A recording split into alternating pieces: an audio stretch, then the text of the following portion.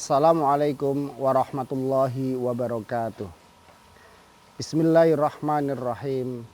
Innal hamdalillah nahmaduhu wa nasta'inuhu wa nastahdihi wa nastaghfiruh wa natubu ilaihi wa na'udzu billahi min syururi anfusina wa min sayyiati a'malina.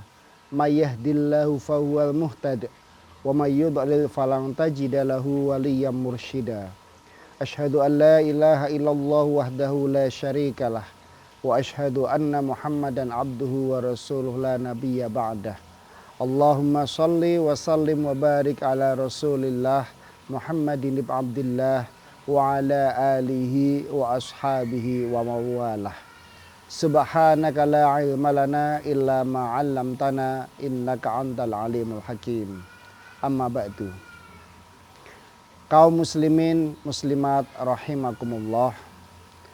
Salah satu kemukjizatan Al-Quran adalah Al-Quran bersifat abadi.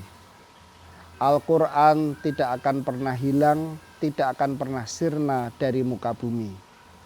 Allah subhanahu wa ta'ala telah menjanjikan dalam firman-Nya, A'udzu billahi minasyaitonir rajim. Inna nahnu nazzalna dzikra wa inna lahu lahafidun. Sungguh kami telah menurunkan az-dzikra, yaitu Al-Quran, dan sungguh kami akan memeliharanya. Kaum muslimin muslimat rahimakumullah. Dalam perjalanan sejarah, Al-Quran telah mengalami berbagai macam pemeliharaan. Yang pertama adalah ketika pada masa Khulafaur Rasyidun, Al-Quran dibukukan menjadi sebuah mushaf. Saat itu diawali ketika Khalifah Abu Bakar memerintah, sahabat Umar radhiyallahu anhu mengusulkan agar Khalifah Abu Bakar membukukan Al-Quran yang masih tertulis berserakan di kulit kurma, di pelepah kurma, di tulang, dan juga di daun-daun. Namun Khalifah Abu Bakar awalnya menolak. Pada akhirnya dengan berbagai macam kondisi yang ada, maka Khalifah Abu Bakar bersedia untuk membukukan Al-Quran menjadi satu mushaf. Mushaf ini kemudian disimpan oleh beliau. Lalu ketika beliau wafat, mushaf ini diserahkan kepada khalifah berikutnya, yaitu Amirul Mukminin Umar bin Khattab. Dan ketika Khalifah Umar meninggal dunia, maka mushaf ini diberikan kepada putrinya yang bernama Hafsah. Kaum muslimin muslimat rahimakumullah. Upaya tersebut adalah salah satu upaya untuk memelihara Al-Quran supaya tetap terjaga. Nah, pada masa Khalifah Utsman bin Affan, ketika Islam tersebar ke berbagai wilayah yang mereka tidak semuanya bisa berbahasa Arab, maka ada kebutuhan yang mendesak bagaimana agar Al-Quran ini bisa diajarkan dan juga bisa dipelajari oleh mereka yang tidak memiliki kemampuan bahasa Arab. Karena saat itu ada banyak perbedaan qiraat, ada perbedaan bacaan. Maka kemudian Khalifah Utsman bin Affan membentuk sebuah tim yang diketuai oleh sahabat Zaid bin Thabit.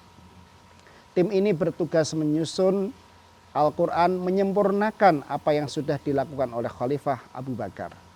Maka tim ini berangkat dari sebuah mushaf yang disimpan oleh putri Umar, yaitu Hafsah.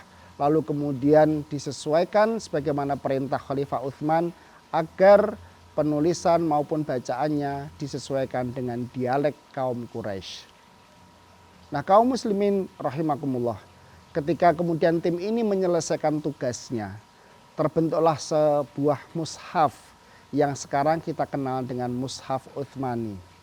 Mushaf Utsmani ini menggunakan dialek Quraisy yang bisa dipertanggungjawabkan keabsahannya karena Al-Quran pertama kali turun dalam kondisi Rasulullah Shallallahu Alaihi Wasallam masih berada di Mekah. Kaum muslimin muslimat rahimakumullah. Nah, kemudian Al-Quran ini, mushaf Al-Quran ini disebarkan ke berbagai macam penjuru wilayah sehingga menjadi sebuah standar baku mushaf Al-Quran sebagaimana yang kita sekarang miliki. Namun kaum muslimin muslimat rahimakumullah, sebenarnya pemeliharaan Al-Quran tidak cukup hanya dengan menjadikan Al-Quran menjadi sebuah mushaf. Al-Quran berasal dari kata masdar, dari kata dasar qara'a yaqra'u Qur'anan, yang artinya adalah bacaan. Sesungguhnya Al-Quran itu akan terpelihara ketika kita kaum muslimin membacanya.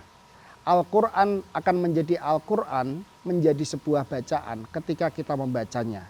Sementara yang kita simpan di rak-rak buku kita adalah sebuah mushaf yang tidak bermakna apa-apa jika kita tidak membacanya. Oleh karena itu, kewajiban kita sebagai seorang muslim untuk melaksanakan, untuk mewujudkan firman Allah bahwa Al-Quran akan terpelihara hingga akhir zaman adalah dengan senantiasa membaca bahkan menghafalkan Al-Quran. Lalu bagaimana jika kita semua belum bisa membaca Al-Quran atau ada sebagian dari kita belum bisa membaca Al-Quran? Maka ingatlah kaum muslimin rahimakumullah, Rasulullah bersabda, barang siapa yang mahir, al-mahir bil Quran, yang mahir di dalam membaca Al-Quran, maka dia akan bersama para malaikat. Namun barang siapa, wa may yatata'ta, barang siapa yang terbata-bata dalam membaca Al-Quran, falahu ajroni, sesungguhnya dia mendapatkan 2 pahala. Yang pertama adalah pahala dari membaca Al-Quran, dan yang kedua adalah pahala dari bersusah payah terbata-bata ketika membaca Al-Quran. Nah, kaum muslimin muslimat rahimakumullah, inilah sesungguhnya cara, metode bagaimana kemudian Allah memelihara Al-Quran hingga akhir zaman kelak, sehingga Al-Quran akan tetap abadi. Oleh karena itu sebagai kaum muslimin sudah seharusnya kita memelihara, bersahabat dengan Al-Quran. Karena dengan kita bersahabat dengan Al-Quran di dunia ini ketika kita masih hidup, maka insya Allah Al-Quran akan menjadi sahabat kita, qorinan, ketika kita kelak di alam kubur atau ketika kita di yaumul qiyamah. Rasulullah SAW bersabda, Iqra'ul Quran, bacalah Al-Quran. Karena sesungguhnya dia akan ya'ti yaumal qiyamati syafi'an li ashabihi. Dia, Al-Quran itu akan datang kepada yang membacanya sebagai seorang penolong yang akan menolong hambanya ketika mereka berada di padang mahsyar atau ketika menghadapi yaumul hisab. Oleh karena itu kaum muslimin muslimat rahimakumullah, mushaf Al-Quran yang kita miliki tidak akan bermakna apa-apa, karena sesungguhnya Quran adalah sebuah Quran ketika kita membacanya. Oleh karena itu dulu para sahabat yang menghafalkan Al-Quran, yang menekuni Al-Quran disebut dengan qurra, pembaca. Kenapa? Karena Al-Quran adalah inherent di dalam diri mereka.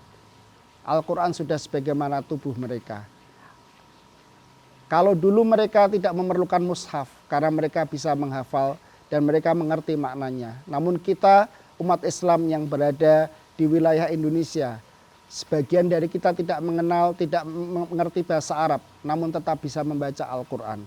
Barang siapa membaca Al-Quran, terbiasa untuk membaca Al-Quran, membiasakan diri untuk membaca Al-Quran, maka dia akan dimudahkan oleh Allah Subhanahu wa Ta'ala, akan dimudahkan lisannya, akan dimudahkan hatinya ketika kita membaca Al-Quran. Demikian kaum muslimin muslimat rahimakumullah, kultum singkat pada saat ini. Mari kita kembali kepada Al-Quran, bersahabat dengan Al-Quran, memulai hidup dengan Al-Quran, diawali dengan membacanya. Kemudian selanjutnya ketika kita sudah terbiasa membacanya, kita bisa merenungi maknanya, memahami maknanya, untuk kemudian bisa kita implementasikan dalam kehidupan sehari-hari. Demikian, nasrun minallahi wa fathun qarib, wa basyiril mu'minin, fastabiqul khairat. Wassalamualaikum warahmatullahi wabarakatuh.